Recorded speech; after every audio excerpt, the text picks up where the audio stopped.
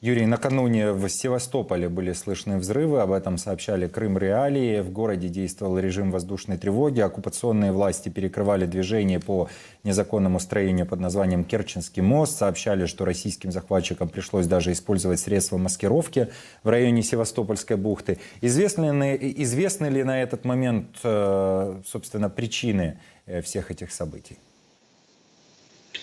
Воздушная тревога в Севастополе – это уже это то, с чем живут крымчане, которым камни с неба оказались обычным явлением. Ну, хоть камни с неба, но теперь тревога каждый день.